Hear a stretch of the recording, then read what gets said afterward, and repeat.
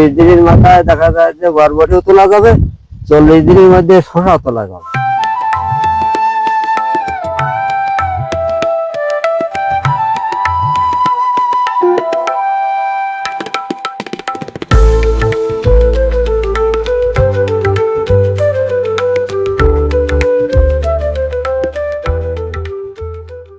মেঘলা আকাশ, হালকা বাতাস আর পুকুরের পাড় ধরে যাচ্ছি সবজি বাগানে।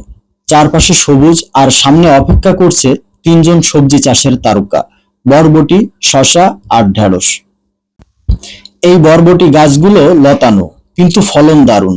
নিয়মিত পানি আর সাপোর্ট দিলেই প্রতিদিন তোলা যায় টাটকা বরবটি।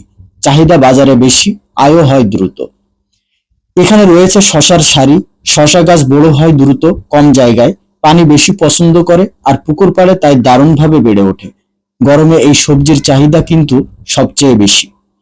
আর এখানেই ঢেঁড়স গাছ, লম্বা গাছ কিন্তু যত্ন খুবই সহজ।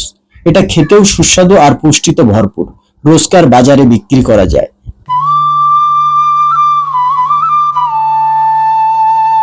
সবজি লাগাইছে আছে কি, এটা আছে কি খেরাই। হ্যাঁ, শসা না, এটা খেরাই। খিরাই, হ্যাঁ, হ্যাঁ, দেশীয় খিরাই যেটা। দেশীয় যেটা খেরা সেটাই।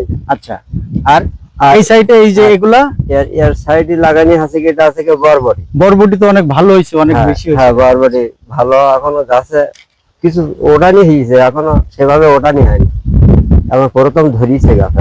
আচ্ছা, এখন 40 দিনের মাথায় দেখা যায় যে বরবটিও তোলা যাবে, 40 দিনের মধ্যে শসা তোলা যাবে। একসাথে কি রোপণ করছিলেন?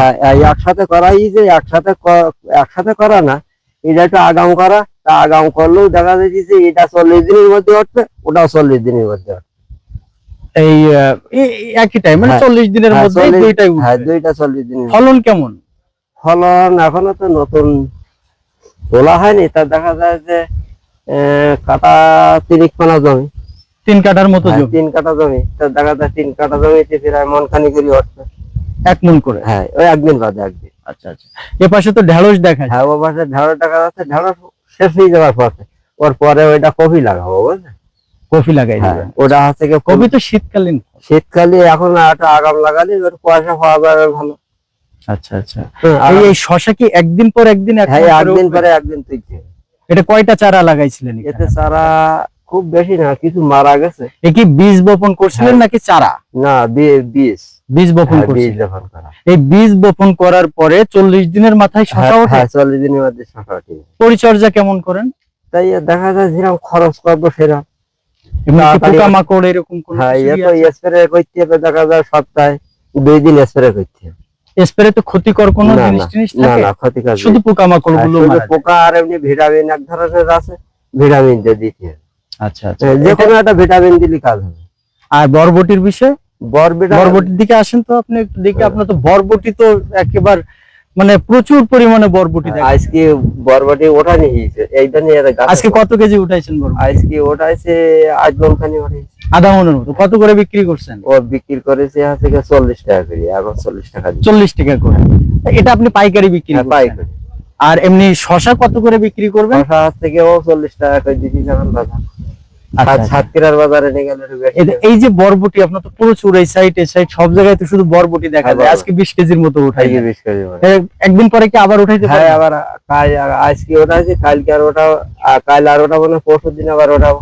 হয়তো দেখা যায় 30 কেজি উঠবে। লাগানোর পরে এমনি পরিচর্যা কতদিন পর পর পরিচর্যা করা লাগে? গাছের তো আমি কোনো পোকামাকড় কিছু দেখি না, খুব ফ্রেশ মনে হচ্ছে। আর ফ্রেশ দেখা যায় ওই খেতে আসলে লক্ষ্য করতে হবে। আচ্ছা, যে পোকাটা লেগেছে কিনা। হ্যাঁ, তারপরে পোকা লাগলে স্প্রে করে দিবেন। স্প্রে করতে হবে। পোকা লাগবার আগে একটু স্প্রে করলি আর ওটা ঝামেলা দেখা যায়। এটা কতদিন পর্যন্ত যাবে? বেশি দিন না, মাসখানি, মাস 1.5 মাসের মতো এই বরবটির গাছ? বরবটি গাছ থাকবে সেভাবে রাখতে পারলি।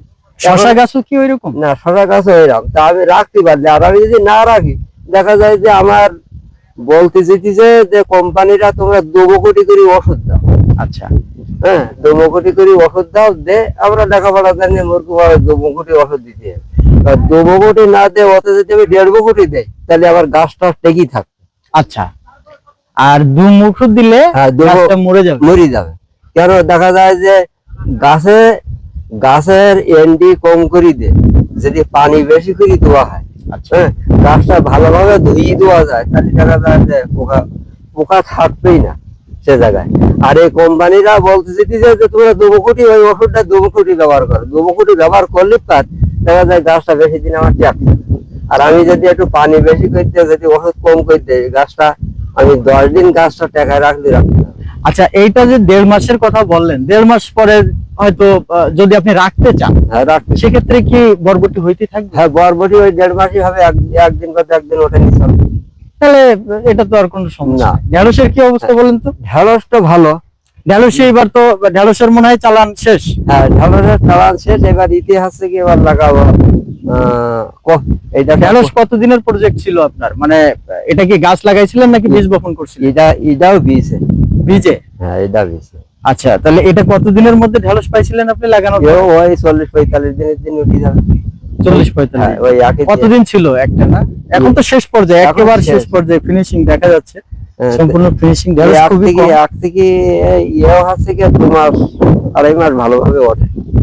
2 মাস 2.5 মাস। হ্যাঁ। তো 2 মাস 2.5 মাসে কি আপনার প্রজেক্ট কি এই ঢেঁড়সের প্রজেক্ট কি লাভে ছিলেন? না, লাভে আছে। যাক আলহামদুলিল্লাহ, ভালো লাগে। লাভে এটা লাভ। 1.5-2 মাস, এরপরে এখন এটা শেষ। আর শেষ হয়ে যাওয়ার পরে এখন আপনি কপি দিবেন, কি কপি দিবেন? এবার ওলকপি দেবো। না, আমি আপনাকে একটা বুদ্ধি দেই। হুম। আপনি ওই যে বিটরুট আছে না, হ্যাঁ। আপনাদের দিকে কি বলে? বিট কপি। হ্যাঁ, বিটকপি আছে। বিট কপির দাম অনেক। হুম।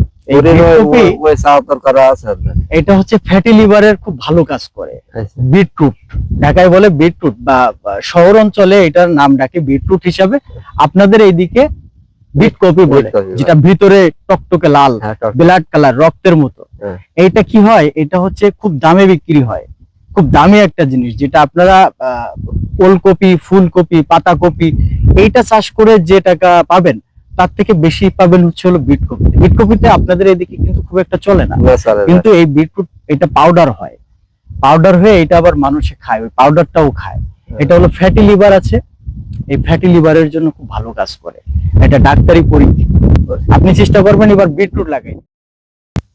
পুকুরের পাড়ে এই বাগান শুধু নয় সবজির ভান্ডার। কম খরচে, কম জায়গায় বরবটি, শসা আর ঢেঁড়স চাষে কৃষকের লাভ আর প্রকৃতির শান্তি দুটোই একসাথে।